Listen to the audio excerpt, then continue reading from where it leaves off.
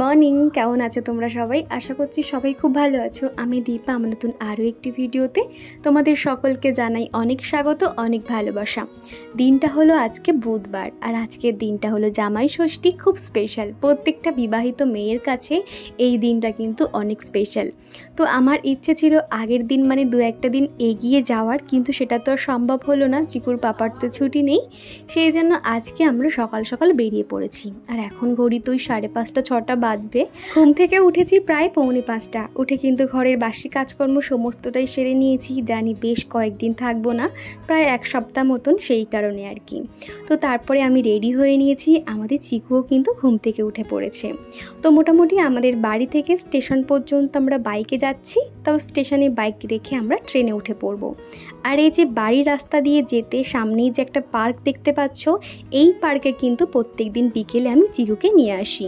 তো তারপর আমাদের সাঁকরাইল স্টেশন থেকে আমরা হাওড়ার জন্য ট্রেন ধরে নিলাম। এত সকাল সকাল বেরিয়েছি বলে তো একটু আমরা শান্তিতে গেছি। বাড়ি পৌঁছে কিন্তু কোনো রকম মনেই হয়নি যে আমি এতটা দূর জার্নি করে এসেছি।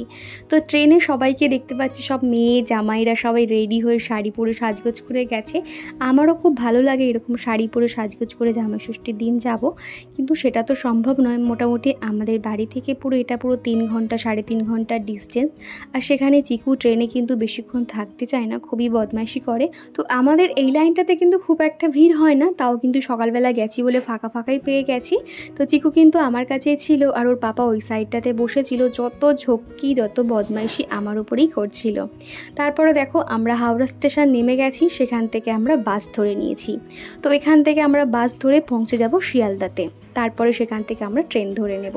তো এই যে দেখো বাসের মধ্যে এখন বসে রয়েছি, বাস কিন্তু এখনও পর্যন্ত ছাড়েনি।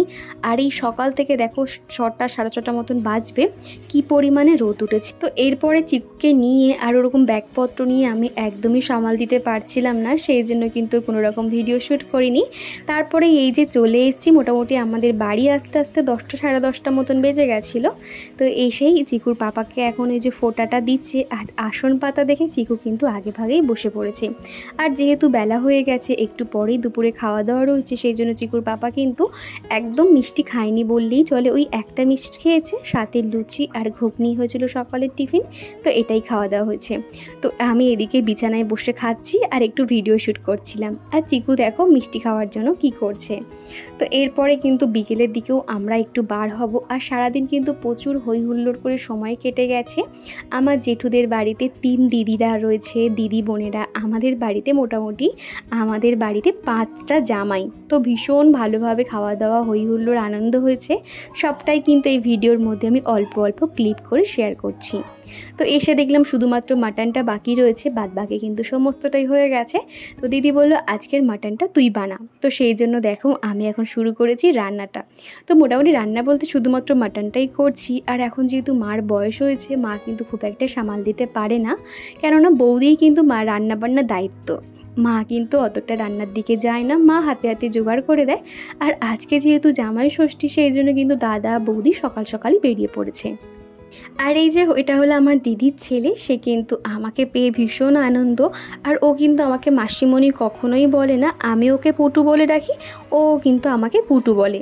তো ওর সঙ্গে এলেই আর কি হুড়োহুড়ি শুরু হয়ে যায়, কেননা একদম যখন ছোট ছিল ও কিন্তু আমার কাছেই মানুষ হতো। ওকে খাওয়ানো স্নান করানো সবই আমি করতাম। আর এদিকে দেখো তোমাদের সাথে কথা বলতে বলতে দুপুরের খাবারটা কিন্তু আমি সুন্দর করে সাজিয়ে নিয়েছি। তো এখানে হলো একটা জিজুর জন্য, আর একটা চিকুর পাপা, আরেকটা হলো বাবার জন্য। যেহেতু ওরা 3 জন একসঙ্গে খেতে বসবে, সেই কারণে 3 জনের প্লেটই সাজিয়ে নিয়েছি। তো এদিকে হয়েছে মাছের ঝাল, মাছের মাথা দিয়ে ডাল, 5 রকমের ভাজাভুজি, মাটন, আর এই সবই হয়েছে। সাথে তো দই মিষ্টি থাকবেই, পাঁপড়, এই সমস্ত আর কি। তো এখন চলো ওদেরকে খাবারটা খেতে দিয়ে দিই। আর এই যে সবাইকে এখন খেতে দিয়েছে। আর কি জানো তো, এই গরমের সময় ওই ডাইনিং টেবিলে খেতে বসতে যেন একদমই ভালো লাগে না। ওই যে নিচে বসে ভালো করে বাবু হয়ে বসে যে কত সুন্দর একটা খাওয়া যায়, সেটা কিন্তু চেয়ার টেবিলে আরাম পাওয়া যায় না। তো সেই কারণে নিচে এখন সবাই বসছে। এদিকে হলো বাবা, চিকুর পাপা, এটা আমার জিজু, আর ওদিকে হলো পুটু। আর তারপরে তোমাদের সবার প্রিয় চিকু সোনা কিন্তু একই সঙ্গে খেতে বসেছিল। খেতে আর বসেনি, সবার থালা দিয়ে একটু একটু করে খাচ্ছিল। আর প্রথমেই এসে কিন্তু মা ওকে ওর জন্য পাতলা মাছের ঝোল করেছিল, ওকে খাইয়ে টাইয়ে দিয়েছে। তো তারপরে দেখো মাটনটা এখন দিয়ে দিচ্ছি। মাটনটা হতে না একটু বাকি ছিল, সেই জন্য সবার শেষে থালা সাজিয়ে এখন বাটিরগুলো একটা একটা করে আমি দিয়ে আসবো। আর খেতে কিন্তু দুর্দান্ত হয়েছিল, এত সুন্দর খেতে হয়েছিল আর মাটনটা। এখন তো এরকম ঝোল ঝোল লাগছে, খানিক পরে না পুরো গ্রেভি মতন হয়ে গেছিলো, ঝোলটা শুকিয়ে এসেছিলো, খেতে বেশ ভালো লাগছিলো। তো দুপুরে খাওয়া দাওয়ার পরে গেছি এখন মায়ের বাগানে। এই যে দেখছো, বাড়িতে ঢুকতে একটা সাইডে উঠোনে মা এরকম কত রকম গাছ না চাষ করে রেখেছে, লঙ্কার গাছ, ফুলের গাছ। আর এদিকে না এই লঙ্কা গাছটাতে প্রচুর পরিমাণে লঙ্কা হয়, তো একটা মাত্র ছিল, তো সেটাই এখন দেখছিলাম। আর ভীষণ ঝাল জানো তো। মা বলছিল এই গাছটা তুই নিয়ে যাবি, কিন্তু কি করব, বাড়িতে যে আনবো এনে ওই যে গাছ মরে যাবে সেটা খুব খারাপ লাগে, আর আমার তো যত্ন করার সময় হয় না। আর এদিকে কত রকমের ফুলের গাছ জানো তো। আমাদের বাড়িতে কম বেশি সবাই কিন্তু এরকম গাছ লাগাতে খুব পছন্দ করে, শুধুমাত্র আমি একটু ব্যতিক্রম হয়ে গেছি। ব্যতিক্রম বলতে আমার তো সময় হয় না, কিন্তু দেখো মা এদিকে কত রকম গাছ করে রেখেছে। আমার দাদার একটা বন্ধু আছে, তাদের না প্রচুর গাছ আছে, তো সেখান থেকে কয়েকটা ফুল গাছও পাঠিয়েছে। দেখো সেগুলো না ফুল ধরেছে এখন, আর কয়েকটাতে ফুল ধরেনি, এরকম প্রচুর গাছ আছে। তো আমাকে বলছিল এগুলো নিয়ে যেতে, তো আমার পক্ষে তো নিয়ে যাওয়া সম্ভব নয় এত দূর থেকে। তবে ইচ্ছে আছে, আমাদের বাড়ির এখানটাতে নার্সারি রয়েছে, যদি নার্সারিতে যাই কয়েকটা ইনডোর প্ল্যান্ট নিয়ে নেব। তো এই যে টোটাল হলো আমার মায়ের বাগানটা। তারপরে দুপুরে একটুখানি শুয়েছি আমার দিদির ছেলে আর আমি। তো এখন এই যে দুজনে হুড়োহুড়ি হবে, হই হুল্লোড় হবে। তো মোটামুটি বাড়িতে এসে আধ ঘন্টা মতন ঘুমিয়ে নিয়েছি, কেননা অত দূর থেকে এসছি আর অনেক সকালে যেহেতু উঠেছি সেই কারণে।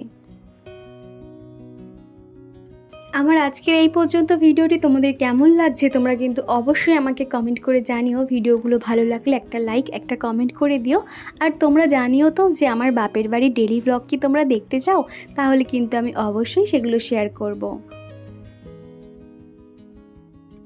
দুপুরে খাওয়া দাওয়ার পরে আমি আর চিকু একটা লম্বা ঘুম দিয়েছি, তারপরে এই তো উঠে পড়েছি, এখনই 5:30 মতন বাজবে। তো চিকু এখন ওর সাঙ্গপাঙ্গদের সঙ্গে খেলতে নেমেছে। এই যে চিকু তো ওখানে বাড়িতে একা থাকে, আর ও এখানে এত বন্ধু দেখেছে, ওর যে কী পরিমাণে আনন্দ করছে কি বলবো। পুরো ঘেমে স্নান হয়ে যাচ্ছে, গা মুছিয়ে দেওয়া হচ্ছে, ঘরে ডাকছি সে তো কিছুতেই আসবে না, এদের সঙ্গে এখন হুড়োহুড়ি করছে। তারপরে সন্ধে নাগাদ ওকে নিয়ে চলে এসেছি, এখন ওকে গা হাত পা মুছিয়ে দিয়ে তো এখন ওকে একটা মিষ্টি খেতে দিয়েছি। মিষ্টি তো খেতে খুব একটা পছন্দ করে না, ওই আমরা খাচ্ছি দেখে ওরও একটু ইচ্ছে হচ্ছে, ওর হাতে একটা দিয়ে দিলাম। আর এদিকে দেখো পুটু আর আমি ওর সঙ্গে সারাক্ষণ এরকম হুড়োহুড়ি করতে থাকে। আর এখন বড় হয়ে গেছে না, এত পাকা পাকা কথা বলে। আমাকে তো বলছে সারাক্ষণ কি তোমার ভিডিও করতে হবে, হ্যাঁ সারাক্ষণ তুমি আমাকে কেন দেখাও, এরকম আর কি করছে জানো তো। তারপরে দেখো জামগুলো এত মিষ্টি ছিল, ফ্রিজ থেকে বার করে এখন জাম খাচ্ছিলাম। আর সন্ধ্যের দিকে এই শালিক পাখিটাকে মা একটু ছেড়েছে। এই পাখিটা না প্রায় 1 মাস মতন বয়স হবে ওর। তো এখন থেকে তো আমাদের মতন একটা ফ্যামিলি মেম্বার্স হয়ে গেছে, ও সারাক্ষণ খাঁচার মধ্যেই ছিল। আর আমাদের অচেনা লোককে দেখে ও যে এত পরিমাণে ভয় পাচ্ছিল কি বলবো। তো সন্ধ্যের সময়টাতে মা ওকে একবার করে খাইয়ে দেয়, এক প্রকার কিন্তু জোর করেই খাওয়াতে হয়। ও নিজের ইচ্ছে জোর 1 থেকে 2 গাল খেলো, তারপরে কিন্তু খেতে চায় না। তো মা এখন ওকে জোর করেই ছাতু আর জল খাইয়ে দিচ্ছে। আর কি জানো তো, আমার বৌদি কিন্তু এর দেখভাল করে। আর বৌদি যেহেতু নেই, বৌদি মায়ের কাছে গেছে, সেই জন্য ওর মনটা অনেক খারাপ। কোনো রকম কোনো চেঁচামেচি, কোনো চিল্লামিল্লি কিছুই করছে না, চুপচাপই রয়েছে, মন খারাপ করে রয়েছে। তো আমি ওকে খানিকক্ষণ নিয়ে না বসেছিলাম। আমার শালিক পাখি পুষতে খুব ভালো লাগে। বিয়ের আগে আমাদের একটা শালিক পাখি ছিল, সে এত সুন্দর স্পষ্ট মানুষের মতন কথা বলতো। আমাকে তো সবসময় ডাকতো, মানু মানু করে ডাকতো, আমার দাদার নাম ধরে ডাকতো, খোকা খোকা বলতো জানো তো। তো সেই পাখিটা আর কি মরে গেছে, তো সেই জন্য আর পাখি পুষতাম না। প্রায় অনেক দিন পরেই বাড়িতে পাখি আনা হয়েছে। তারপরে এই যে আমি আর দিদি সন্ধ্যের দিকে একটু বেরিয়েছি মায়ের জন্য একটা শাড়ি কিনতে। আর এরই মধ্যে কিন্তু চিকুর পাপা আজকে বাড়ি চলে গেছে, যেহেতু কালকে সকালেই ওর কাজ রয়েছে, মানে বৃহস্পতিবার সকালবেলা অফিস জয়েন্ট করতে হবে সেই কারণে।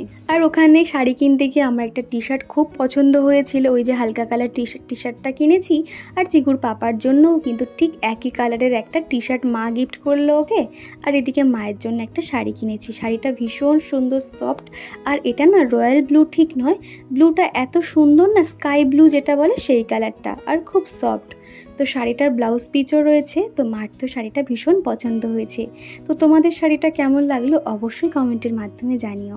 তারপর সন্ধ্যের দিকে সব দিদি বোনেরা মিলে হই হুল্লোড় হচ্ছে। তো এটা হলো আমার জেঠুর বড় নাতি। তো দেখো সে এখন পুচকু মতন, দেখো কত সুন্দর, সে এখনও ভালো করে বসতে শেখেনি। আর এখনই একটা চকলেট বিস্কুট দেওয়া হয়েছে, কত আনন্দ করে চকলেট বিস্কুটটা খাচ্ছে।